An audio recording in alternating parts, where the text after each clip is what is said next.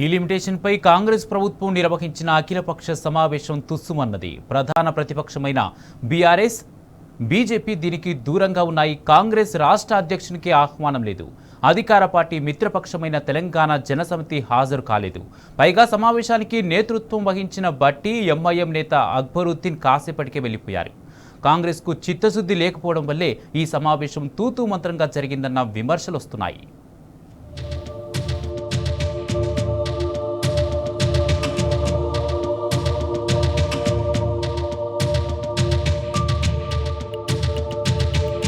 Parliament నియోజకవర్గాల పునర్వ్యవస్థీకరణపై కాంగ్రెస్ సర్కారు నిర్వహించిన అఖిలపక్ష సమావేశం తూతుమంత్రంగా జరిగింది. జనాభా ప్రాతిపదికన జరిగే డీలిమిటేషన్ వల్ల దక్షిణాది రాష్ట్రాలకు జరగనున్న అన్యాయంపై ఈ సమావేశాన్ని నిర్వహించాలని కేబినెట్ నిర్ణయించింది. ఇందులో భాగంగా అసెంబ్లీ కమిటీ హాల్లో జరిగిన ఈ ఆల్ పార్టీ మీటింగ్ కు డిప్యూటీ సీఎం బట్టి విక్రమార్క, జానారెడ్డి, ప్రభుత్వ సలహాదారుడు కె కేశవరావుతో పాటు సిపిఐ నేతలు కూనంనేని సాంబశివరావు, నెల్లికంటి సత్యం, పల్లా వెంకట్రెడ్డి, సిపిఎం తరపున John Wesley, Julakanti Rangareddy, republic party, CPI ML ప్రతినిధులు హాజరయ్యారు. కానీ ప్రధాన ప్రతిపక్షమైన బీఆర్ఎస్, బీజేపీ ఈ సమావేశానికి దూరంగా ఉన్నాయి. కాంగ్రెస్ రాష్ట్ర అధ్యక్షుడు మహేష్ కుమార్ గౌడ్ కు సమాచారం ఇవ్వకపోవడం, ఆ పార్టీ మిత్రపక్షమైన తెలంగాణ జనసమితి అధ్యక్షుడు ఎమ్మెల్సీ కోదండరాం హాజరు కాకపోవడంపై విస్మయం వ్యక్తమైంది. అటు ఎంఐఎం నేత అక్బరుద్దీన్ ఓవైసీ హాజరైనప్పటికీ 5 నిమిషాల్లోనే బయటకు వెళ్లిపోయారు. అలాగే సమావేశానికి నేతృత్వం వహించిన బట్టి 15 నిమిషాలకే దీన్ని గాలికొదిలేసి అసెంబ్లీలోకి వెళ్లిపోయారు. దీంతో జానారెడ్డి ఆధ్వర్యంలోనే గంటపాటు అఖిలపక్ష సమావేశం జరిగినా తేల్చింది సున్నా. కాంగ్రెస్ నేతలకు చిత్తశుద్ధి లేకపోవడం వల్లే ఆల్ పార్టీ మీటింగ్ తుస్సుమన్నదన్న విమర్శలు వెల్లువెత్తుతున్నాయి.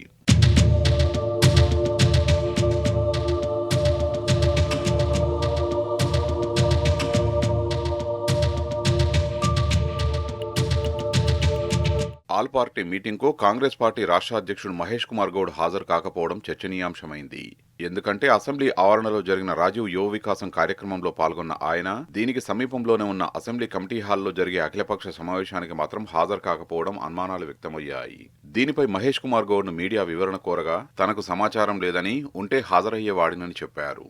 కాగా ఆల్ పార్టీ మీటింగ్ కు నేతృత్వం వహించిన డిప్యూటీ సీఎం బట్టి విక్రమార్క నిర్వహణలో విఫలమయ్యారన్న విమర్శలు వస్తున్నాయి.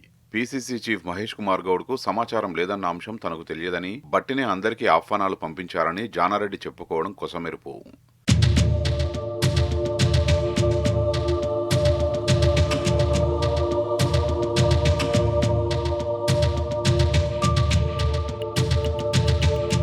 అసలు సీఎం రేవంత్ రెడ్డి నేతృత్వంలోనే అఖిలపక్ష సమావేశం నిర్వహిస్తే బాగుండేదన్న వాదన ఉంది.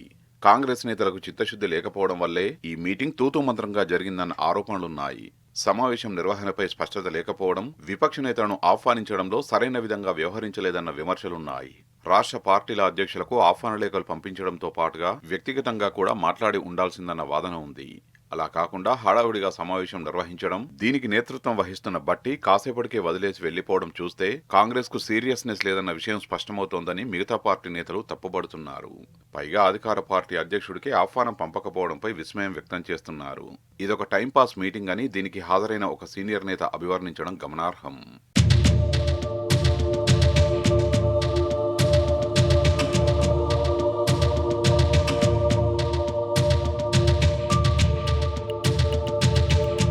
పార్లమెంటు నియోజకవర్గాల పునర్విభజనపై కాంగ్రెస్ పార్టీ వైఖరేంతో చెప్పకుండా అఖిలపక్ష సమావేశం నిర్వహించడం వల్ల ఉపయోగం ఏంటనేది బీఆర్ఎస్ వాదన.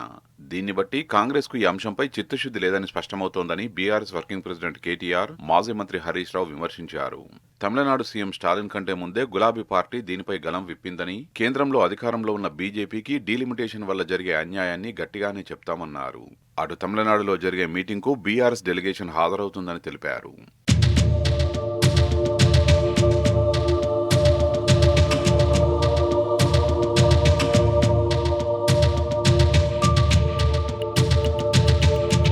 మున్ముందు జరిగే అఖిలపక్ష సమావేశంలోనైనా అన్ని రాజకీయ పార్టీలు హాజరయ్యేలా జాగ్రత్తలు తీసుకుంటే బాగుంటుందని పలు రాజకీయ పార్టీల నేతలు అంటున్నారు. అంతకంటే ముందు డీలిమిటేషన్పై కాంగ్రెస్ పార్టీ స్టాండ్ ప్రకటిస్తే మిగతా పార్టీల నేతలు హాజరయ్యే అవకాశం ఉందంటున్నారు. ఇంతకు ఆల్ పార్టీ మీటింగ్పై ప్రభుత్వానికి చిత్తశుద్ధి ఉందా? హస్తం పార్టీ తన వైఖరి చెప్తుందో లేదో చూడాలి.